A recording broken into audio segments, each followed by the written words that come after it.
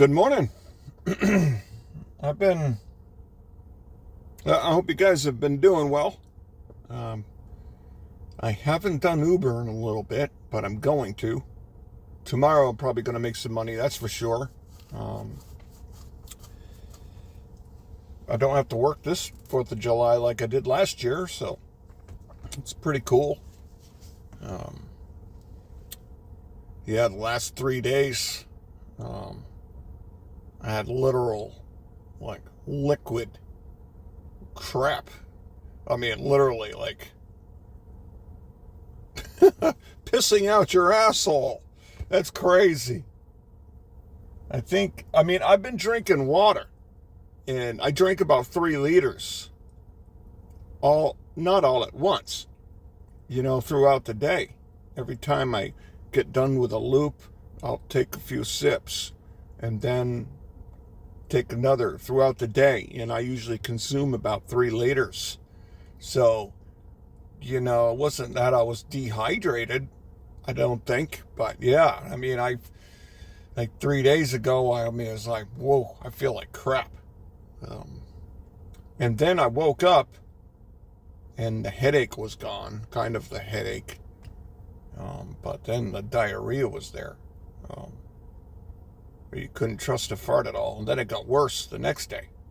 I had called out sick 2 days ago because, I had to just go to the bathroom like every 10 minutes throughout the day. So, I don't know. It could have been the burrito I ate the day before it all happened. It could have been. Because, I think it was the freaking burrito I ate. You know what I mean? To be honest with you. I don't know. So, yeah. Freaking heat. I like the heat. I've done a lot of stuff in the heat. I've rode bikes for 100 miles in the high heat and been okay. I'm pretty skilled at, operating in the heat. But so yeah, that's crazy. I back to eating healthy. That's one good thing about the eating one time a day. Kind of cleaned out my system. It's a good way to get away from eating cookies and shit. Just freaking. Yeah, so I'm happy I'm freaking better from that. Yesterday was my day working, and I was like, yeah, I feel good. I feel all right. So it's good, and I feel good this morning. So, yeah, so even though you're experienced in heat, perhaps it's a mix of the two. And that's probably the reason I was thinking this old lady in California, I guess she was like close to retirement, post office, and she died. And they say that heat stroke is life danger. You can die from it because of organ failure. You can envision, she's probably in her truck in the summer, really freaking hot, and experiencing the heat, and probably thinking, well, geez, I'll just drink some water and drink more when I get back and just tough it out, and tomorrow will be a better day. And probably like other people in that situation, not realizing how dire the situation is, just try to plow through, and then don't realize how close to death they could be. I think that's what makes sense. I guess you don't want to be too scared in the heat, but yet at the same time you want to take it seriously. Yeah. And yeah, you want to take heed to signs. If you're feeling dizzy, I wasn't feeling dizzy though, so, but yeah, it was weird.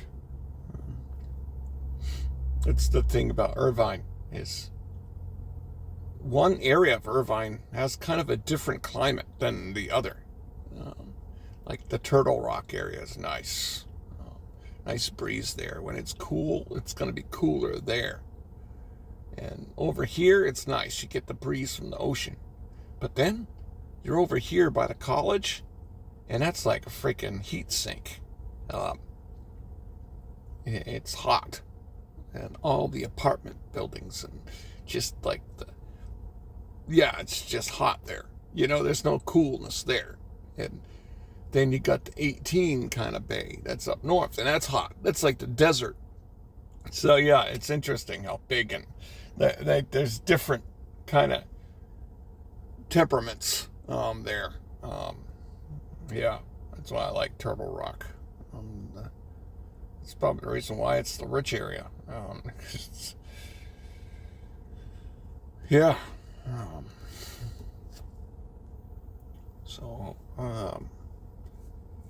Yeah, getting up there on the seniority list.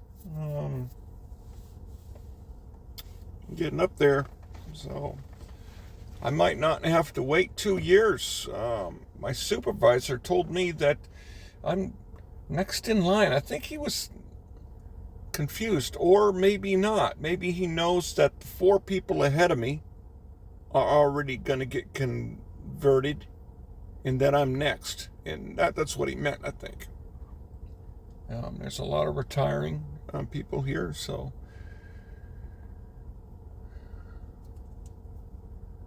yeah, I think I'll get converted before the 2 years. That'll be pretty cool.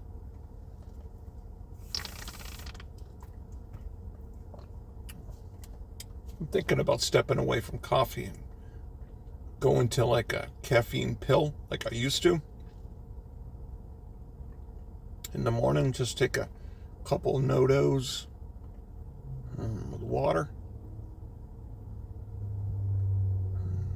That'll help with the heat too, because the coffee, the acidic crap that coffee does to your stomach doesn't really help. Plus, it's a diuretic too, right? So, yeah. My bankruptcy is going good so far. I had the hearing. The lawyer said that no news is good news, and it's good news that the trustee filed whatever he filed, the no asset report. I'm not going to lose the car. And yeah, I'm not using credit cards anymore. I have money in the bank.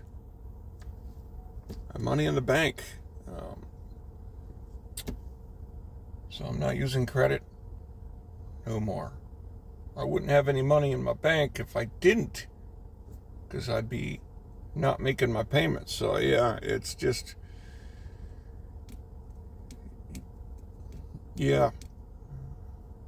I knew that credit card limits weren't cash, but even though you know that, you're kind of using that balance as cash, and it's not. And it can be easy to get that seamed into your mind and to ease into utilizing credit as money, especially when you gotta live on it in a way. My first year working at the post office, all that gas money, I didn't have the cash for it. So the whole idea of utilizing debt, even if you are rich. This whole idea of utilizing a business to own things, I understand, but I read comments online about one person's like, why does that person have a lease or whatever when he's so rich? And people are like, oh, of course he is, because he's rich. He's not going to use his personal money. But even if you're rich, and you're going to use debt, you're spending more money than what it's worth with the interest, regardless. So it doesn't matter. I think that that can really get people to agree that, using credit is good, because you got these gurus that are rich, that have money, that are, I guess, fake rich, right? That are using credit through a business. So therefore, people are starting to think that, yeah, credit is what to do. I mean, it's kind of, but it's not. When you think about the interest, and that's money that you didn't have to spend if you bought it. That's money lost. So, I mean, an LLC is good.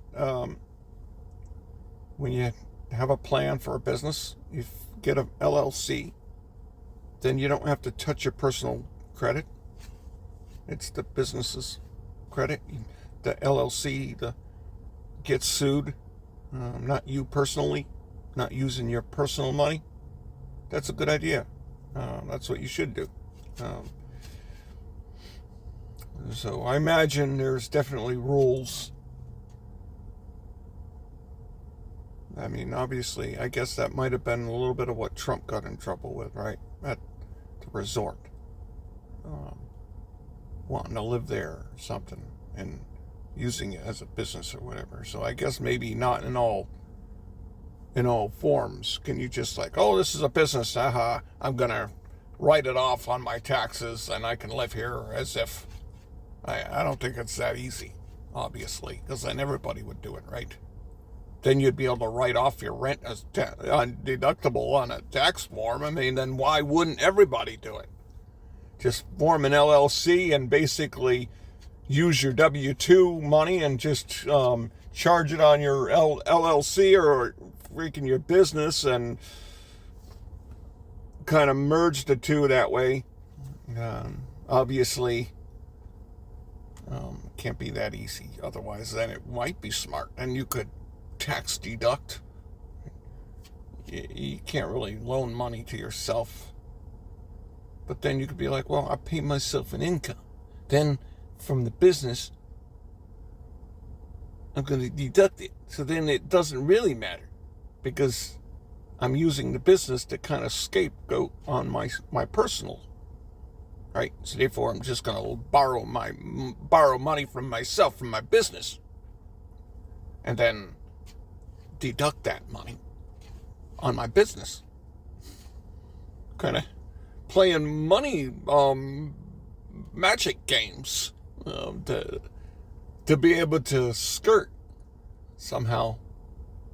And then whatever you save on your business, you're going to pocket yourself on your personal level. I mean, I don't know, man. That's crazy. Finagling. Operating at a loss. Obviously, I operated at a loss because I couldn't maintain the vehicles. And so therefore, I used credit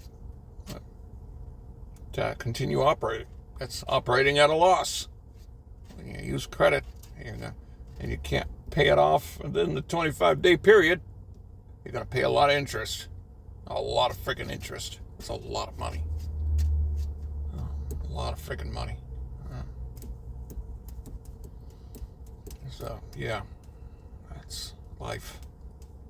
In ways people tinker with money. I mean, I can see if you're going to buy a house, you're buying a house, and you might move in 10 years. I could see not buying a house outright in that context. Then you can sell it. Yeah, I can understand that. But still, then you if you just do the math, I mean, what kind of interest did you pay? You got to think about that, right? I mean, you do the math of the time frame that you think you might have to move. and then you look at the difference. Then I guess that's when you make your decision, right? Because obviously that's when you make or lose money, is based on the interest that you're paying extra on. And that's the reason why, I guess, if you're going to buy a car in 4 years, put the money aside. And for 4 years. Ramsey's idea it's a sound idea. And you have income. If you're in a position where you can live on something less than what you make, then yeah, the remainder you invest wisely in, then you're going to be good. And of course, before you do that, yeah, having an emergency reserve is a good idea. That's common sense, but obviously we get out of common sense. I saw a short with Ramsey, and the wife was calling in and talk about dividing income or whatever. Her husband makes this and that, and he's like, "You're married. The money is both of yours. Doesn't matter." And I can understand what he's saying. It's like, when you're married, your incomes are both the same, kind of. Yeah, it's both your partnership. But then I was thinking about, like, yeah, is that really what it highlights? Like, true partnership in two people. You know what I mean? Are you willing to conceptualize that both of your incomes are both of yours, as if you're both one person? Not that that's your money. You know what I mean?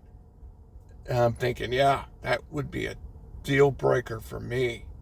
But I'm not in love. So obviously, if I was in love, then I'd be able to see it that way.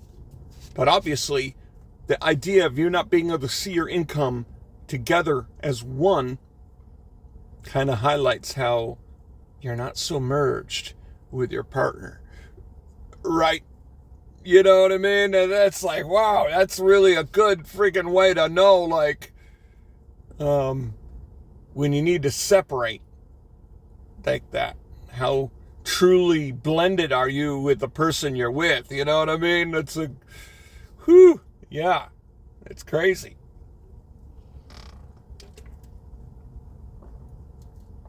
Yeah, that's what I came from that little short. It's like a 30-second video, and yeah, that's what makes that a good short. It's thinking about it on that level, conceptualizing, your incomes.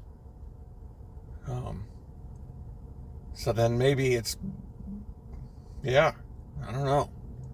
Talking about the level of,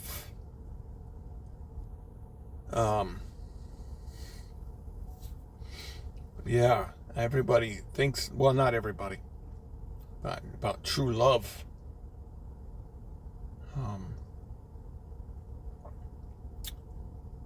You do have to provide something, right? I mean, you can't just be a good person and think you're gonna find somebody. I think it's true in that way. But I think there are people out there that do love, and they're with somebody. But then I guess the psychologist would be like, well, you got this dirtbag who can't stay on his feet, and the woman loves him anyway, because the woman has problems personally, psychologically. So therefore, she's like all fucked up, or he's all fucked up to do it the other way around with a woman. And if they were healthy psychologically, they wouldn't do that. Because we don't want to see ourselves as like transactional people that really we're together because of what we can provide for one another. You're supposed to be together for love, but this doesn't mean that you don't love somebody if that is the case. I think about it myself when it's like one person called me a piece of shit. Because, I understand. I mean, I'm not living off my father. I eat my food. I've traded something for something. And, my father's girlfriend, she's nice. And she always wants me to eat food or whatever. And I'm like really, I like eating what I like to eat. And I just kind of, patterned in a way. So she takes it a little bit personal, and I'm being polite, and I'll lie, and I'll be like, oh yeah, tomorrow I'll eat it,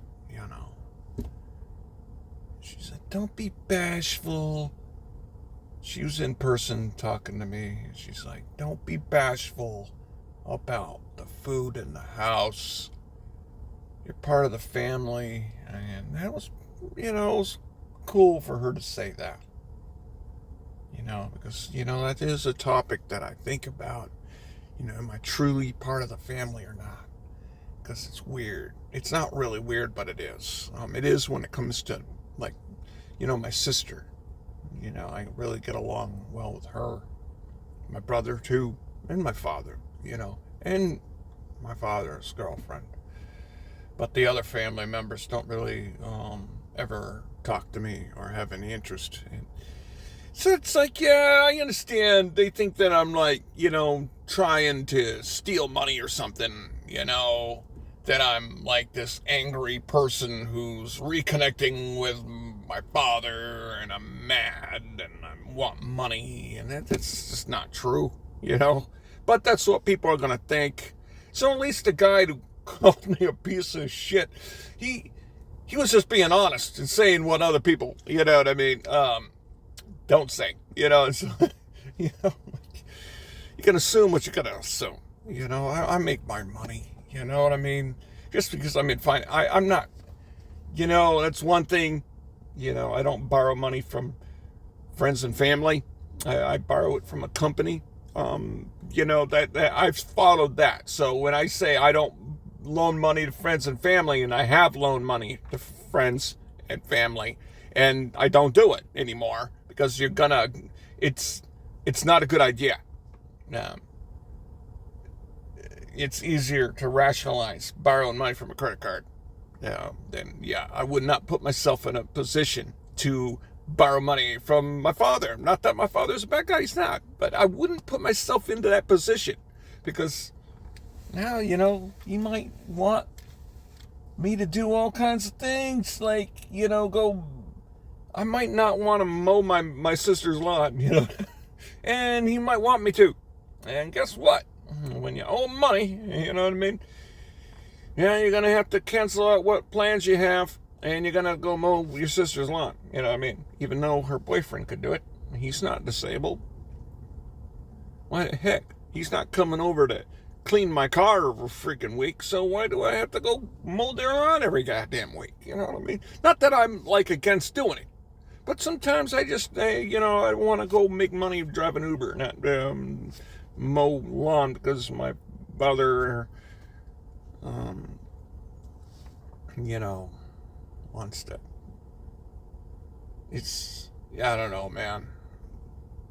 People, they let their lawn grow, and you know what I mean. Fathers of that age, where he's getting old, and he's a little bit more of a social clinger. I'm not really, I'm kind of a leave me alone type of guy. So therefore, the lawn's a good way for him to have a connection. Not that they're, you know what I mean? Jesus. Yeah, I don't know. Yeah, it is what it is.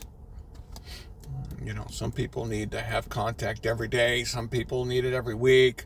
Some people can be cool, like having contact every holiday. You know what I mean? Some people on different levels.